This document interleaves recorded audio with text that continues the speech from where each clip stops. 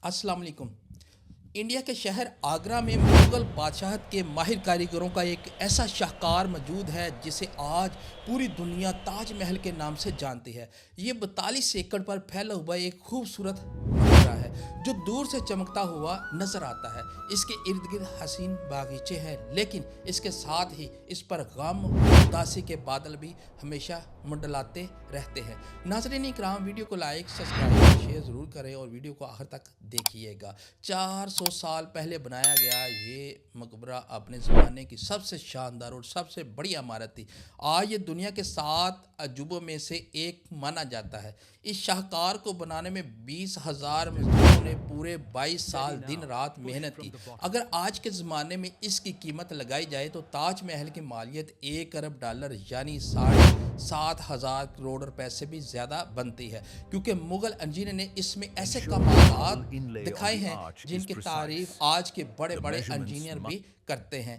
इस इमारत को बहुत कमाल और चालाकी से डिज़ाइन किया गया। जब कोई शख्स मेन गेट के पीछे से ताज महल को देखता है तो वो बहुत बड़ा नज़र आता है, लेकिन जैसे जैसे गेट के करीब आते हैं ये इमारत आस्ता आस्ता छोटी दिखाई देती है। ये मुग़ल कारीगरों की एक बड़ी ट्रिक थी। इसी तरह ताज महल के चारों मीनार सीधे नहीं हैं, बल्कि हल्के से बाहर की तरफ झुके हुए हैं। वजह यह थी कि अगर जल्जला आए तो मीनार बाहर की तरफ गिरे और मर्द को कोई नुकसान ना हो। लेकिन आखिर वो क्या बात थी कि बनाने वाले एक खराश भी बर्दाश्त नहीं कर सकते थे। ताज महल के वो कौन से राज हैं जो 400 साल पहले छुपाए गए थे, और जब इस दौर में स्टील कंक्रीट मौजूद नहीं थी तो फिर 40 मीटर ऊंचा गुंबद कैसे बनाया गया, ये सब कुछ आप आज की इस खास वीडियो में जानेंगे। ये कहानी शुरू होती है 1607 में, जब हिंदुस्तान और पाकिस्तान के इलाके में मुग़ल सल्तनत का राज था। इस दिन मुग़ल बादशाह का सबसे छोटा बेटा शहाबुद्दीन मोहम्मद खुरम 15 साल का हो चुका था। इसी खुशी में आगरा के किले में एक बड़ी तकरीब रखी गई। खुरम बादशाह का सबसे प्यारा बेटा था, इसलिए हर साल इसके जन्मदिन पर इसे सोने और जौहरात के वज़न के तौर पर इनाम दिया जाता था। लेकिन इस साल कुछ ख़ास होना था। खुरम की शादी एक वकील की बेटी से तय हुई, जिसे दुनिया ने बाद में मुमताज़ महल के नाम से जाना।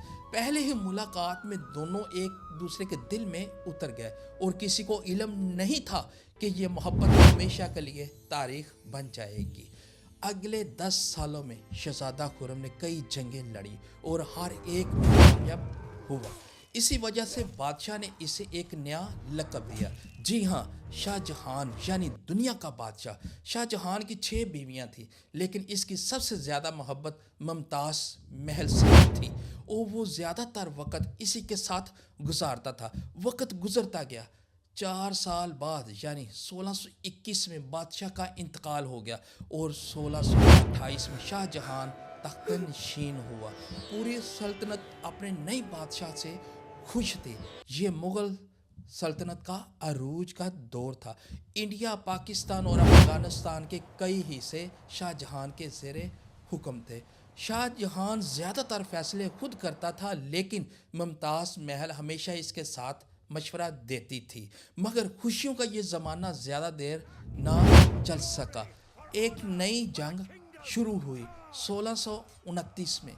शाहजहां ने जंग जीती, मगर खुशी का ये लम्हा ज़्यादा देर कायम ना रह सका, क्योंकि मुमताज़ महल जो अपने 14वें बच्चे को जन्म दे रही थी 17 जून 1631 में इंतकाल कर गई। ये खबर सुनकर शाहजहां टूट गया। 8 दिन कुछ नहीं खाया, 2 साल तक मौसीकी या खुशबू को हाथ नहीं लगाया। मरने से पहले मुमताज़ महल ने ख्वाहिश की थी कि इसकी कब्र दुनिया के सबसे खूबसूरत मकबरे में बनाई जाए। शाहजहां ने वादा किया था कि वो ऐसा ही मकबरा बनाएगा जो मोहब्बत की निशानी बन जाएगा। इसलिए 1632 में ताज महल की तामीर शुरू हुई। 20,000 कारीगर, मजदूर, इंजीनियर पूरे मुल्क से बुलाए गए। चूँकि मुमताज़ की कब्र दरियाए यमुना के किनारे थी, زمین نرم تھی اس لیے بنیاد مضبوط بنانا بہت مشکل تھا۔ انجینئر نے سینکڑوں کنویں کھودے کے انہیں پتھروں سے بھرا اور اوپر ستون کھڑے کیے، یوں ایک ایسی بنیاد تیار ہوئی جو فولاد کی طرح مضبوط تھی۔ اس کے بعد شاہ جہان نے ایسا ڈیزائن مانگا جو دنیا میں پہلے کبھی نہ دیکھا گیا ہو۔ تاج محل کا مینار باب کے مقبرے سے متاثر تھے، مرکزی عمارت دادا کے مقبرے سے، اور گنبد کا آئیڈیا اس کے چاچا کے مقبرے سے لیا گیا۔ جب یہ سب ڈیزائن مل کر بنے تو ایک نیا نایاب شاہکار سامنے آیا۔ لاکھوں اینٹیں موقع پر ہی پکائی گئی، ہر دن شاہی خزانے سے پیسہ نکلتا جا رہا تھا، لیکن شاہ جہان کو پرواہ نہیں تھی۔ کہا جاتا ہے کہ تاج محل کی تعمیر کے دوران اتنے زیادہ مزدور لگائے گئے کہ آس پاس کے علاقوں میں کھانے پینے کی قلت ہو گئی۔ پھر راجستھان سے سب سے شفاف سفید سنگ مرمر منگوایا گیا۔ یہ ماربل آج بھی دنیا کا بہترین مانا جاتا ہے۔ 1000 ہاتھی یہ بھاری پتھر آگرہ تک لاتے تھے۔ تاج محل کا گنبد 40 میٹر اونچا ہے۔ اس دور میں نہیں تھی، پھر بھی یہ عمارت آج تک قائم ہے۔ سجاوٹ قیمتی پتھروں کو تراش کر ماربل میں جڑا گیا۔ یہ کام اتنی باریکی سے کیا گیا کہ آج کے دور کے انجینئر بھی حیران رہ جاتے ہیں۔ جو گلو استعمال ہوئی وہ عام نہیں تھی، لیمن کا رس اور ماربل پاؤڈر ملا کر بنائی گئی تھی۔ یہی گلو آج بھی تاج محل کی مرمت میں استعمال کی جاتی ہے۔